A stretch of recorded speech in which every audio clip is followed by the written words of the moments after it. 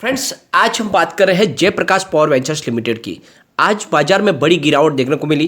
करीब 700-800 पॉइंट की गिरावट बाजार में हमें देखी है। पूरे दिन आज बाजार में गिरावट ही रही और इस गिरावट के जो पीछे वजह बनी वो है अमेरिका की सबसे बड़ी महंगाई दर की जो प्रॉब्लम, यानी 40 साल के उच्च स्तर पर पहुंच गई है महंगाई दर। और इस शॉकिंग न्यूज ने माहौल बिगाड़ा। साथ में यूक्रेन और रसिया का जो मामला है वो बहुत ज़्यादा बिगड़ते जा रहा है। कभी भी वहाँ पे बड़े युद्ध की तैयारी हो सकती है और ऐसे में माहौल लगातार खराब हो रहा है। दूसरी तरफ हमारी क्रेडिट पॉलिसी कल डिक्लेयर हुई। आरबीआई ने उसमें कोई भी चेंजेस नहीं किए। जैसे कि लोगों की इच्छा थी, अपेक्षा थी कि इसमें कुछ बदलाव हो, कुछ राहत दी जाए, वो नहीं हुआ और इस वजह से आज थोड़ा सा माहौल गिरावट का बना।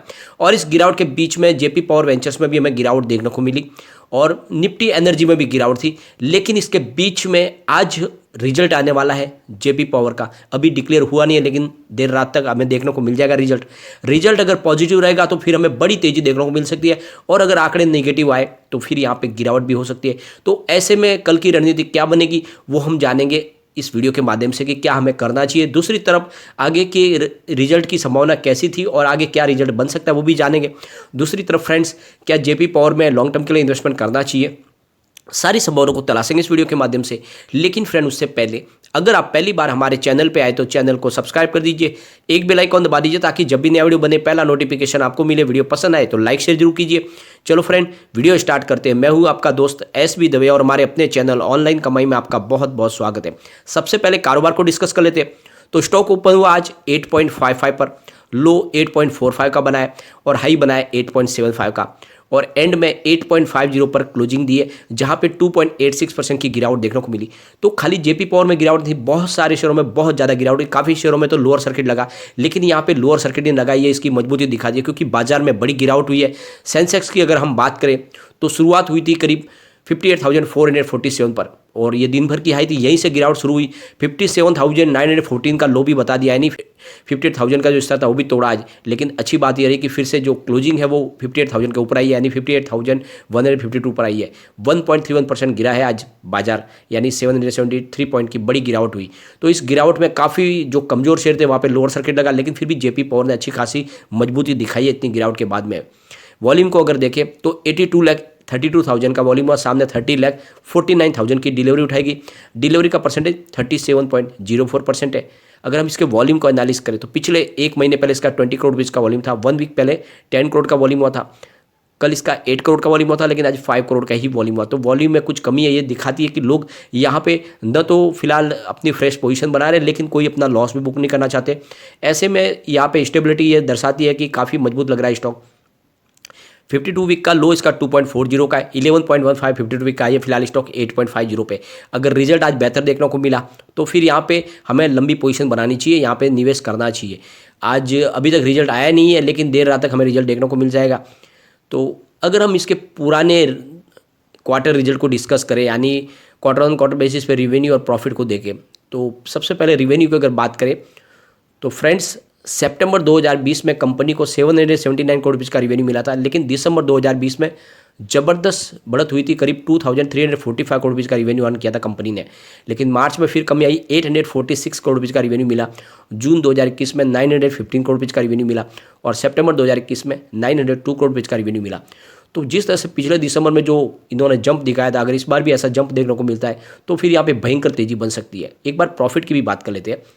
तो सितंबर 2020 में 45.18 करोड़ रुपये का कंपनी को प्रॉफिट मिला था, दिसंबर में 64.35 करोड़ रुपये का प्रॉफिट मिला था, लेकिन मार्च में बहुत ही बम्पर प्रॉफिट मिला कंपनी को, करीब 215 करोड़ रुपये का। लेकिन जून में फिर से प्रॉफिट खत्म हो गया, यानी 4.34 पर रह गया मामला और सितंबर आते आते कंपनी आ गई लॉस में, यानी 1.42 करोड़ रुपये का लॉस हुआ और इसी वजह से लगातार प्राइस भी गिरी। इस बार हमें विश्वास है कि रिजल्ट बेहतर आ सकता है। अगर प्रॉफिट में बढ़ोतरी हुई तो बड़ी तेजी आराम से बन सकती है। एक बार कंपनी के नेटवर्थ को भी हम डिस्कस करेंगे। तो सितंबर 2020 में 10,067 करोड़ रुपये का नेटवर्थ था, मार्च में बढ़कर 10,282 करोड़ रुपये हो गया और सितंबर 2021 में 10,285 करोड़ रुपये का हो गया। तो नेटवर्थ लगातार बढ़ा है, ये कंपनी की मजबूती को दिखाता है। तो जिस तरह से पावर सेक्टर में आगे प्रचुर संभावना बन रही है और कोल शॉर्टेज जो बढ़ रही है, ये कोल शॉर्टेज यहाँ पे इनके रेवेन्यू में बढ़ोतरी कर सकती है। कोल शॉर्टेज है इनके लिए एक राहत के द्वार खोलने वाली है। आज निफ्टी एनर्जी की बात करें तो वहाँ पर भी गिरावट हमें देखने को मिली। 24,549 पर निफ्टी एनर्जी आ गया, जहाँ पे 135 पॉइंट की गिरावट हुई, करीब 0.55% की गिरावट देखने को मिली।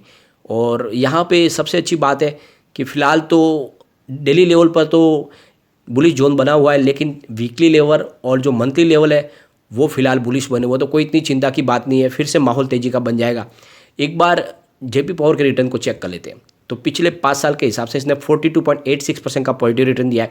3 ईयर के हिसाब से 448% का शानदार रिटर्न मिला हमें। 1 ईयर के हिसाब से 226% का पॉजिटिव रिटर्न मिला है। 3 मंथ के हिसाब से 82.80% का पॉजिटिव रिटर्न है, लेकिन 1 मंथ के हिसाब से 16.26% की ऑलरेडी गिरावट हो चुकी है। 1 डे के हिसाब से 2.86% की गिरावट है। तो पिछले 1 महीने से यहाँ पे करेक्शन का दौर जारी है। जल्द यहाँ पे बड़ी तेजी बनेगी, काफ़ी तेजी कम समय में बनी थी। एक बार इसके शेयर होल्डिंग पैटर्न को हम डिस्कस करेंगे। तो यहाँ पे प्रमोटर की होल्डिंग 28.26% थी जून में, 26.02 हुई सितंबर में। फिलहाल दिसंबर में इन्होंने कोई चेंजेस नहीं की, लेकिन पिछली बार होल्डिंग कम हुई थी। गिरवी शेयर देखे तो 87.30% की होल्डिंग गिरवी है, जो 3 क्वार्टर से बनी है। इसीलिए यहाँ पे थोड़ी सी चिंता होती है कि प्रमोटर ने अपनी होल्डिंग काफ़ी कम की है। लेकिन अच्छी बात इसके लिए यह है कि एफआई ने अच्छा खासा इन्वेस्टमेंट बढ़ाया लगातार इस स्टॉक के अंदर। 0.58% की होल्डिंग जून में थी, उसको बढ़ा के 0.90 किया था सितंबर में। दिसंबर आते आते एफआई की होल्डिंग 1.02% हो गई, और एफआई फिलहाल फिर से बायर बने। तो मुझे लगता है इस बार एफआई की होल्डिंग और बढ़ेगी, क्योंकि उनको लगता है कि ये छोटा स्टॉक आगे जाके कमाल कर सकता है, क्योंकि 2030 तक कोल डिमांड पीक पर होगी, ये नीति आयोग की रिपोर्ट कहती है। तो ऐसे में यहाँ पे प्रचुर संभावना है, इस स्टॉक में निवेश किया जा सकता है। बिल्कुल कौड़ियों के भाव में मिल रहा है फिलहाल स्टॉक। बात अगर हम डीआई की करें तो 35.13% की होल्डिंग जून में थी, 28.72 हुई सितंबर में। फिलहाल 23.28% की होल्डिंग है। तो डीआई ने अपनी प्रॉफिट बुक की है और कुछ अपनी होल्डिंग कम की है। अदर्स की बात करें तो 36.03% की होल्डिंग जून में थी, 44.36 हुई सितंबर में, 44.36% की होल्डिंग हुई इनकी सितंबर में। फिलहाल दिसंबर में 49.6% की होल्डिंग है। तो यहाँ पे अदर्स की होल्डिंग बड़ी है काफ़ी। एक बार इसके पिवोट लेवल को भी चेक कर लेते हैं। यहाँ से अगर स्टॉक स्लिप होता है तो 8.43 पर फर्स्ट सपोर्ट है, स्टॉक और नीचे गया तो 8.12 तक जा सकता है। थर्ड सपोर्ट इसका 7.83 का है। ऊपर की तरफ मूव करने पे जो टारगेट निकल के आ रहे हैं 9.03 का फर्स्ट टारगेट है, 9.32 का सेकंड टारगेट और 9.63 का थर्ड टारगेट है। तो बिल्कुल तेजी बनी तो ये 10 के आसपास जाने को तैयार है अभी भी। लेकिन चिंता की बात यह है कि 2 डिजिट का इसका टारगेट नहीं दिखाई दे रहा है, मतलब अभी भी थोड़ी सी हमें दबाव दिख रही है। उस दबाव के पीछे वजह है बाजार में लगातार करेक्शन का दौर जारी है। और ये मैंने बात आपको कई बार कही है कि जिसका भी शॉर्ट टर्म मिड टर्म का नजरिया उसको प्रॉफिट बुक कर लेना चाहिए। जब भी अगर आपकी प्राइस दुगुना हो जाए तो तुरंत आपको प्रॉफिट बुक कर लेना चाहिए, क्योंकि बाजार में एक तरफा तेजी कभी नहीं बनती है। लेकिन जिसका लॉन्ग टर्म का नजरिया उसको चिंता की कोई बात नहीं। बहुत सारे लोग पैनिक कर जाते हैं। कई स्टॉक में जब उन्होंने इन्वेस्टमेंट किया था उससे प्राइस जो ऊपर का लेवल से अगर आधी भी हो जाती है तो बहुत ज़्यादा डर जाते हैं कि हमारा तो बहुत ज़्यादा लॉस हो गया। ऐसा नहीं है। जब आपने लॉन्ग टर्म के लिए इन्वेस्टमेंट किया तो बने रहे, आने वाले समय आपको डेफिनेटली आपका टारगेट मिल जाएगा।